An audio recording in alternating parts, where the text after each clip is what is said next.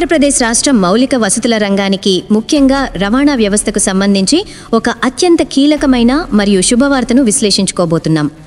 ఏ రాష్ట్ర అభివృద్ధికైనా రహదారులే జీవనాడులు.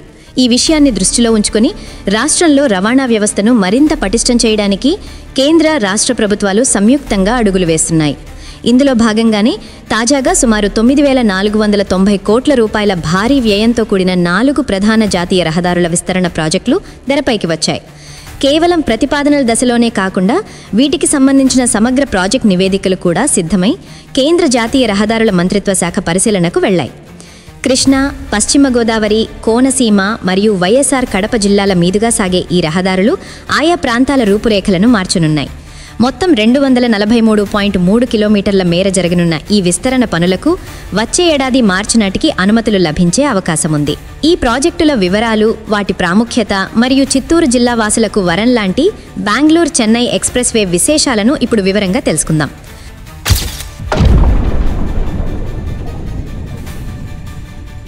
మొదటిగా మనం కృష్ణా జిల్లాలోని కీలకమైన రహదారి విస్తరణ గురించి మాట్లాడుకుందాం. మచిలీపట్నం సమీపంలోని పెడన నుండి తెలంగాణ సరిహద్దు అయిన లక్ష్మీపురం వరకు ఉన్న జాతీయ రహదారి NH216H విస్తరణ ఈ ప్రాజెక్టులో అత్యంత భారీది.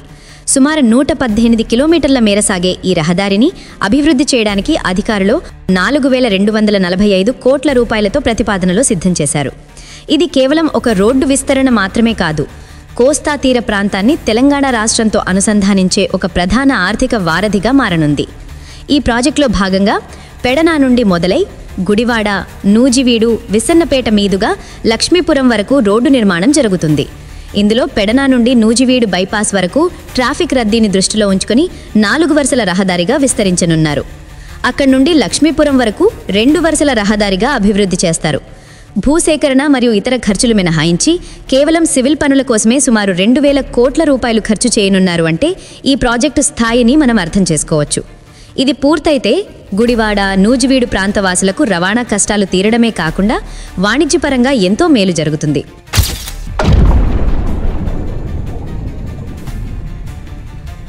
ఇక రెండో ప్రాజెక్టు విషయానికి వస్తే ఇది పశ్చిమ గోదావరి జిల్లాలోని ఆక్వా రంగానికి, వాణిజ్యానికి వెన్నెముక లాంటిది. అదే ఆకివీడు నుండి దిగమర్రు వరకు ఉన్న రహదారి విస్తరణ. వాస్తవానికి విజయవాడ మచిలీపట్నం హైవేలోని పామర్రు నుండి దిగమర్రు వరకు ఉన్న NH165 మొత్తం ప్రాజెక్టు విస్తరణకు గతంలోనే ఆమోదం లభించింది. కానీ భీమవరం బైపాస్ అలైన్మెంట్ విషయంలో తలెత్తిన కొన్ని కోర్టు వివాదాల కారణంగా పనులు పామర్రు నుండి ఆకివీడు వరకు మాత్రమే పరిమితమయ్యాయి. అక్కడ 60 కిలోమీటర్ల మేర పనులు ఇప్పటికే చురుగ్గా సాగుతున్నాయి. అయితే ఇప్పుడు సంతోషించదగ్గ విషయం ఏమిటంటే భీమవరం బైపాస్ విషయంలో ఉన్న కోర్టు కేసులు పరిష్కారమయ్యాయి. దీంతో ఆగిపోయిన ఆకివీడు దిగమర్రు సెక్షన్లోని 44.95 కిలోమీటర్ల విస్తరణకు మార్గం సుగమమైంది. దీనికోసం 3,256 కోట్ల రూపాయలతో అంచనాలు రూపొందించి కేంద్రానికి పంపారు. ఇందులో అధిక భాగం అంటే సుమారు 40 కిలోమీటర్లు 4 వరుసల రహదారిగా విస్తరించనున్నారు. ఇది కేవలం భీమవరం పట్టణంలో ట్రాఫిక్ కష్టాలను తీర్చడమే కాకుండా రొయ్యల ఎగుమతులకు, రవాణాకు ఎంతో సౌకర్యవంతంగా మారనుంది.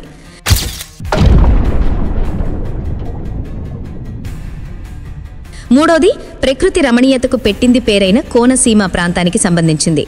డాక్టర్ బిఆర్ అంబేద్కర్ కోనసీమ జిల్లాలో 2 ప్రధాన జాతీయ రహదారులను అనుసంధానించే అమలాపురం రావులపాలెం హైవే NH216E విస్తరణకు అధికారులు ప్రణాళికలు సిద్ధం చేశారు.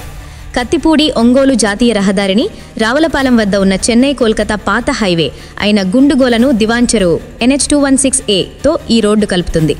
ప్రస్తుతం ఇక్కడ ట్రాఫిక్ రద్దీ పెరుగుతున్న నేపథ్యంలో ఈ 32 కిలోమీటర్ల రహదారిని 10 మీటర్ల వెడల్పుతో 2 వరుసలుగా విస్తరించనున్నారు. దీనికోసం 807 కోట్ల రూపాయల అంచనా వ్యయంతో DPR సిద్ధం చేశారు.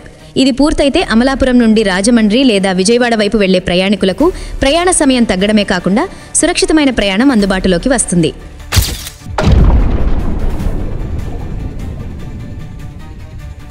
నాలుగో ప్రాజెక్ట్ వైఎస్ఆర్ కడప జిల్లాకి సంబంధించింది.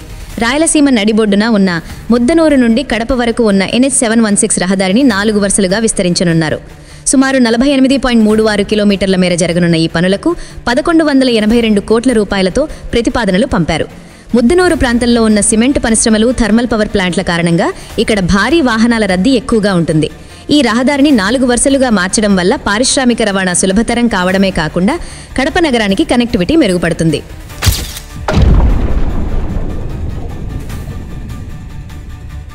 చివరిగా దక్షిణ భారత రవాణా చరిత్రలోనే ఒక మైలురాయిగా నిలిచిపోయే బెంగళూరు చెన్నై ఎక్స్ప్రెస్ హైవే గురించి మాట్లాడుకుందాం.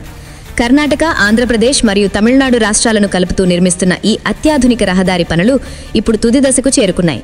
ఇది మన రాష్ట్రంలోని చిత్తూరు జిల్లా మీదుగా వెళుతుండడం మనకు దక్కిన గొప్ప అవకాశం. ఈ హైవే అందుబాటులోకి వస్తే చిత్తూరు జిల్లాలోని పలమనేరు, కుప్పం, కోట వంటి ప్రాంతాల వాసులకు మెట్రో నగరాలైన బెంగళూరు మరియు చెన్నైలు పక్క ఊరులాగా మారిపోతాయి. చిత్తూరు నుండి కేవలం గంటన్నరలో బెంగళూరు లేదా చెన్నై చేరుకోవచ్చు.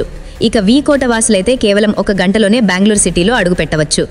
గంటకు 120 కిలోమీటర్ల గరిష్ట వేగంతో ప్రయాణించేలా రూపొందించిన ఈ రహదారి ఈ ప్రాంతంలో పారిశ్రామిక వాడల ఏర్పాటుకు, పర్యాటక రంగానికి మరియు వ్యవసాయ ఉత్పత్తుల ఎగుమతుకు కొత్త ఊపును ఇస్తుంది అనడంలో సందేహం లేదు. మొత్తంగా చూస్తే ఈ 4 కొత్త రహదారుల విస్తరణ మరియు బెంగళూరు చెన్నై ఎక్స్ప్రెస్ వే రాకతో ఆంధ్రప్రదేశ్ ముఖ చిత్రం పూర్తిగా మారిపోనుంది.